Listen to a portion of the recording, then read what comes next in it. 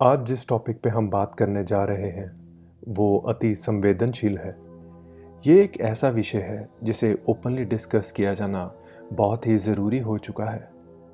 इसीलिए आज हम विस्तार में बात करेंगे सुसाइड यानी आत्महत्या पे। मैं आपको एक बहुत ही इम्पॉर्टेंट बात बताने वाला हूँ जो शायद आज से पहले कभी भी नहीं की गई है। ये बात जान लेने के बाद शायद कभी भी किसी के दिमाग में सुसाइडल विचार नहीं आएंगे और हो सकता है कि इससे सुसाइड की समस्या इस दुनिया से हमेशा के लिए ख़त्म हो जाए। आशा करता हूं कि आप इस वीडियो को ज़्यादा से ज़्यादा शेयर करेंगे। सुसाइड करने वाला व्यक्ति किन परेशानियों और मानसिक कठिनाइयों से गुजर रहा होता है, आज हम इस पे बात नहीं करेंगे और ना ही हम ये बात करेंगे कि सुसाइड करने वाला व्यक्ति अपने परिवार के बारे में क्यों नहीं सोचता। इन सब बातों पे तो बहुत चर्चा हो चुकी, लेकिन फिर भी आजकल दुनिया में सुसाइड बढ़ते ही जा रहे हैं। दरअसल किसी भी विषय में इंसान की अवेयरनेस होना बहुत ज़रूरी है। अगर हम किसी विषय के बारे में अवेयर नहीं हैं तो हम अक्सर अपनी मर्जी की करके उसके बुरे परिणामों में फंस जाते हैं।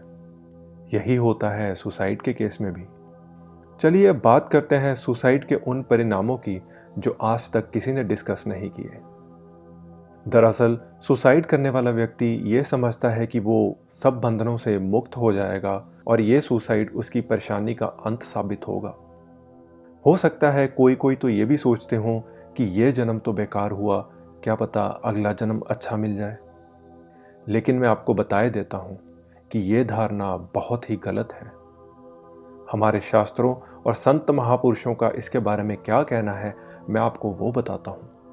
आप सब कर्मा पे तो यकीन करते ही होंगे। मुझे लगता है कि इंसान आस्तिक हो या नास्तिक, वो कर्मा पे तो ज़रूर यकीन करता होगा और सबको अपने कर्मों का फल भोगना ही पड़ता है, चाहे अच्छे कर्म हो या बुरे। इसीलिए जब हम इंसान के रूप में जन्म लेते हैं तो अपने साथ एक कर्म की पिटारी लेकर ही जन्म लेते हैं। इस कर्म की पिटारी में हमारे पिछले कई जन्मों के कर्म रहते हैं। जब तक इन कर्मों का फल भोग ना लिया जाए तब तक उनसे छुटकारा संभव ही नहीं। ऐसे में अगर कोई जितना मर्जी उससे बचने की कोशिश करे वो बच नहीं पाएगा।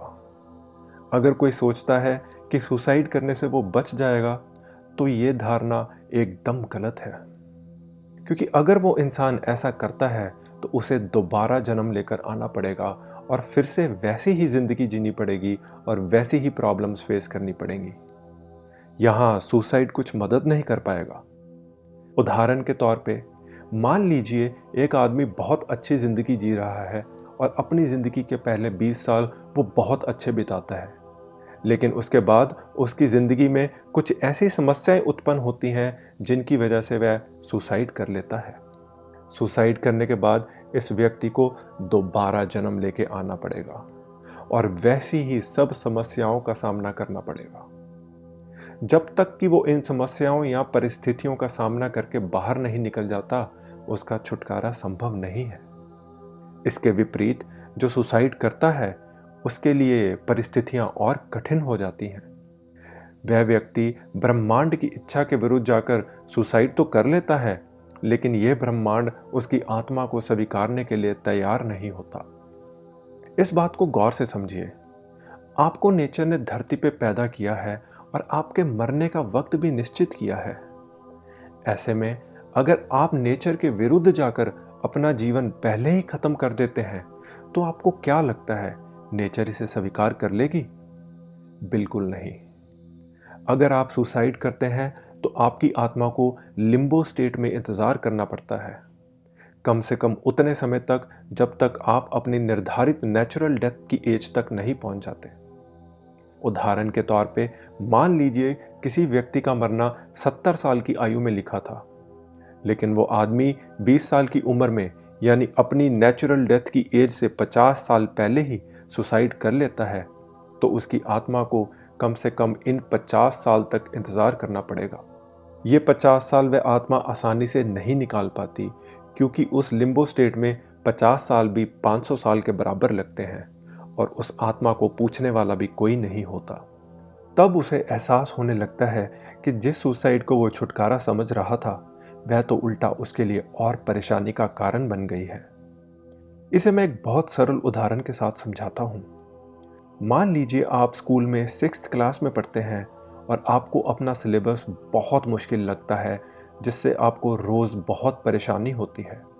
आप सोचते हैं कि इन परेशानियों से छुटकारा पाने के लिए मैं स्कूल में से 1 साल के लिए ड्रॉप आउट कर देता हूँ और अगले साल सीधा 7वीं क्लास में ज्वाइन कर लूँगा। ये सोचते हुए आप स्कूल से ड्रॉप आउट कर देते हैं। अब आपको क्या लगता है कि ये स्कूल आपको अगले साल 7th क्लास में भेजेगा? नहीं, आपको दोबारा 6th क्लास में ही एडमिट किया जाएगा। और सिलेबस की जिन परेशानियों से आप भाग रहे थे, वो तो फिर आपको दोबारा से झेलनी पड़ेंगी। आपके सारे क्लासमेट्स अगली क्लास में चले गए होंगे और आपको नीचे वाली क्लास के बच्चों के साथ बैठ के पढ़ना होगा। अब गौर से इसे देखें तो पूरे किस्से में आखिर हुआ क्या? आप अपनी परेशानी से भागने का सरल मार्ग ढूंढ रहे थे, लेकिन आपकी परेशानियां कम होने की बजाय बढ़ गई। इसीलिए कहता हूं कि हमें अपने कर्म अवश्य ही भोग लेने चाहिए और उनसे भागना नहीं चाहिए। मैं जानता हूं कि आप में से बहुत से लोग रिलीजियस नहीं हैं, लेकिन कर्मा कोई रिलीजियस कॉन्सेप्ट नहीं है। यह तो सरल सा विज्ञान है। आपने न्यूटन का 3rd लॉ तो सुना ही होगा, every action has an equal and opposite reaction. बस यही कॉन्सेप्ट कर्मा का भी है, बट इसमें रिएक्शन ऑपोजिट ना होके आपके कर्मों के अनुकूल ही होता है। अगर आपने अच्छे कर्म किए होंगे तो आपको उसका फल भी अच्छा मिलेगा। अगर आपने कुछ बुरे कर्म किए हैं तो आपको उसके अनुकूल कठिनाइयां झेलनी पड़ेंगी। कर्मों का फल अच्छा हो या बुरा, आप उनसे छुटकारा नहीं पा सकते। इसमें सुसाइड कोई मदद नहीं कर सकता। इस सृष्टि को भगवान या कह लें कि नेचर ने रचा है, और नेचर हर किसी का अच्छा और बुरा जानती है। उसके प्लान के विपरीत जाने में नुकसान आपका ही है। दोस्तों, ये सब बातें आजकल की एजुकेशन में नहीं बताई जाती हैं। पुरातन समय में जब हमारे यहाँ गुरुकुल होते थे, तब इन सब बातों को बहुत ही छोटी उम्र में बच्चों को बताया जाता था। इसीलिए उस समय लोग सुसाइड नहीं करते थे। मॉडर्न एजुकेशन आ जाने के कारण हमें वो विषय पढ़ाए जाते हैं जो हमें इस दुनिया में तो शायद सेट कर दें, लेकिन हमें पारलौकिक मदद नहीं कर पाएंगे।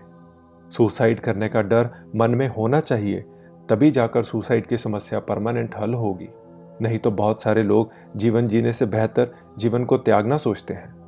मेरी इतनी ही कोशिश है कि ये मैसेज सब तक पहुंचे और सब लोग अपनी मुसीबतों का सामना करने की कोशिश करें, ना कि उनसे भागने की। चलिए मिलते हैं अगली वीडियो में।